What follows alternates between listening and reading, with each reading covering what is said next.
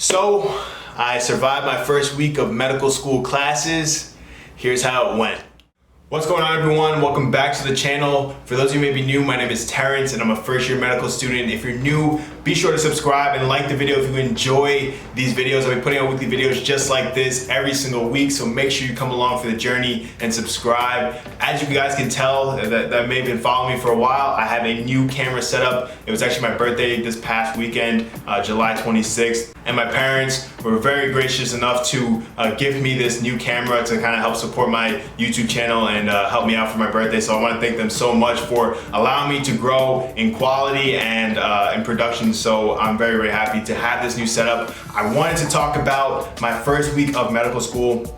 I did record a weekly vlog this time. I kind of wanted to give myself an opportunity to adapt and adjust without having to worry about YouTube or without having to worry about recording. So I decided kind of midway throughout the week that I wanted to record this reflection at the end of my first week of classes and kind of give you guys an insight about what it was like. Was it up to my expectations and all those different things. So just a summarize of the week, I could actually show you guys my weekly schedule here on my iPad.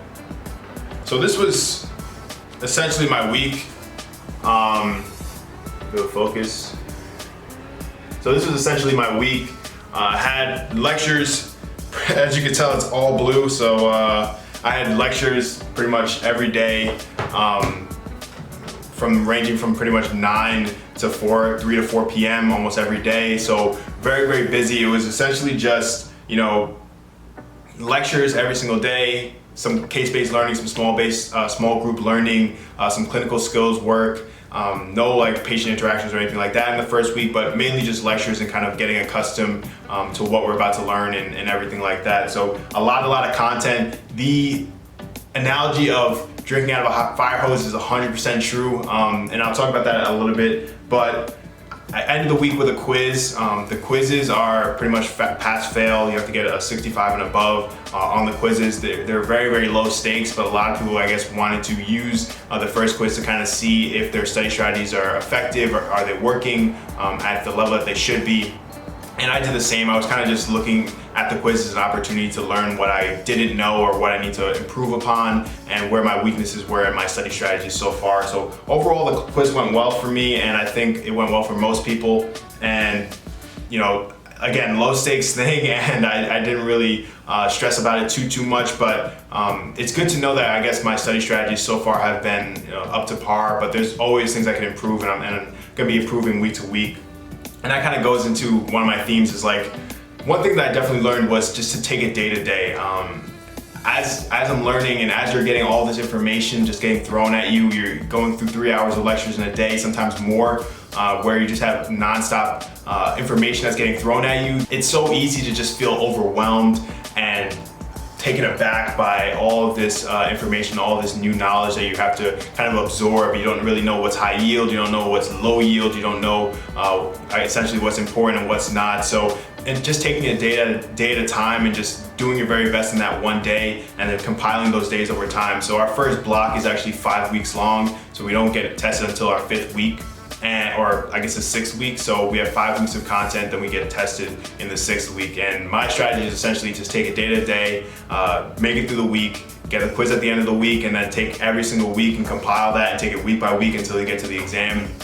And then once you get to the exam, hopefully there's like a snowball effect of putting in the work every single day eventually gives you the result that you want at the end of the block. The second thing I kind of want to talk about that I learned was learning from my peers. So it's really easy, and I can definitely tell, and for me personally, just personally speaking, it's so easy to just kind of feel like, you have that intimidation factor where you might have somebody that just knows a lot because of their background, their research, their experience in clinical exposures that are different than you. And you may have to learn something from scratch that they might have already gotten lessons in or gotten a lot of experience and exposure to.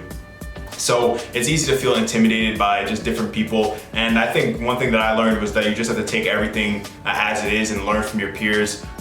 Use it as an opportunity to kind of widen your perspective on things and have I guess, greater worldview and a greater perspective because you have somebody now that you can learn from and collaborate with to enhance your personal knowledge. So that's kind of how I've been trying to, I guess, handle the kind of natural feeling of intimidation when you see somebody that just knows so much about something that you know so little about. And there's certain things that I know a lot about that other people might not know a lot about, and it'll be my opportunity in that case to help them feel like catch up to speed and learn in a safe environment. So I think that's one of the biggest things, and my school has definitely been very, very helpful in that way of just kind of just showing us that it's important to be collaborative and not be cutthroat, and to work together to ultimately be better doctors in the future and better students, in the present. So one of the biggest things, learning from the peers and avoiding that, that intimidation or feeling that natural, or kind of pushing aside that natural feeling of intimidation that you get. And the third thing that I learned was definitely to have balance. So although you're getting really hit with all this information, you're getting hit with all this content that you have to constantly stay on top of. I kind of mentioned before, kind of like a snowball effect of material where you take it day to day, and then take it week to week, and then you take it block to block. You're getting hit with so much information that you have to stay on top of, and it's so easy to fall behind or feel overwhelmed. But it's also important to have that balance. Classes of mine have talked to me about how they, cut it off at a certain time of night to be able to focus on the things that they enjoy, or maybe take some time to themselves. I actually had an opportunity to take some time to myself earlier this week and play some basketball for a change. I haven't played basketball in probably 5 or 6 months, so pre-COVID time. So able to just take time for myself and have some level of balance, at least do something once a week to give me balance. So that's something I'm gonna be definitely doing going forward. It's something I definitely learned. And it really helped me. I think getting out and just leaving my apartment for an hour really just helped me keep that sanity and help me recharge throughout the week. So balance was definitely key. The next thing I wanted to talk about is, did it meet my expectations? So did medical school actually meet my expectations? Was it harder? Was it easier? I definitely say was right around what I expected. Talking to doctors, talking to medical students, and how they describe medical school, just drinking out of a fire hose. It is exactly what they said, but there's no way you can experience it or know what it's like unless you go in and actually experience it. So when I was going through it, Monday, Tuesday, Wednesday, I'm like, this is so much information. How am I gonna digest all of this? How am I gonna stay on top of all of this? It's so overwhelming. The feeling is accurate, and what they describe it to be is accurate. I wouldn't say it's easier or harder than what I expected. It's definitely hard, but it wasn't harder than my expectations, if that makes any sense.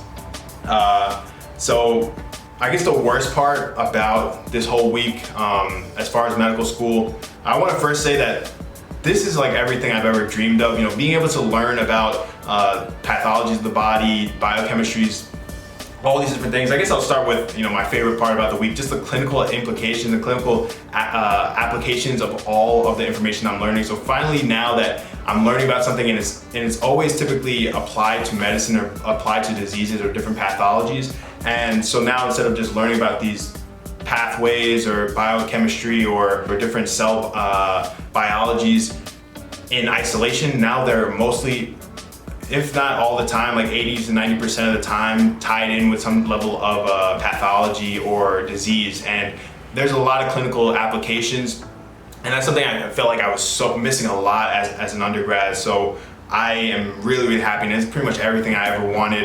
Just being able to work with people in groups to kind of be a doctor and work with cases, practice being a doctor, learning clinical skills, learning all this cool information about science and medicine, and how even different aspects of social determinants of health and different things like that, and how we can adjust our biases to be better healthcare practitioners in the future and medical students in the present. So everything is exactly what I wanted, and I guess it meets my expectations in that way. That's definitely the best part. The worst part about it is just the overwhelming feeling, getting so much content. But my medical school does a great job of just balancing everything and giving us lectures, but also giving us that group work and anatomy work, clinical skills work. Overall, I survived the first week of classes. We're gonna keep going up from here.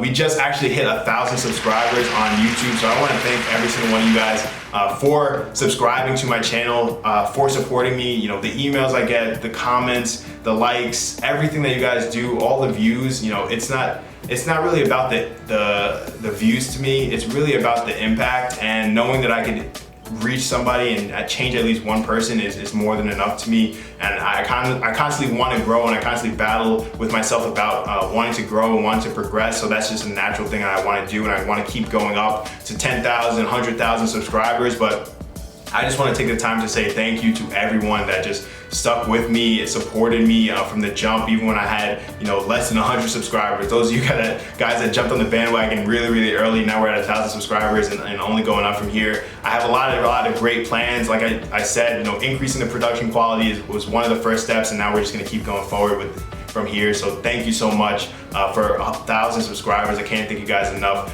for your support. Thank you guys for watching. If you're new, make sure you subscribe. Join us on this journey. I'll be sharing a lot of these reflections with you guys. I want to kind of bring you guys behind the scenes of what it's really like as a medical student, and kind of take that curtain down to be transparent with everybody that's looking to apply, or even just, you know, far away, maybe even in high school. So thank you guys so much for supporting me. Thank you guys for watching. Make sure you subscribe if you're new, like the video if you enjoy the video. Good luck to everybody out there. Let's go med students, and let's get it.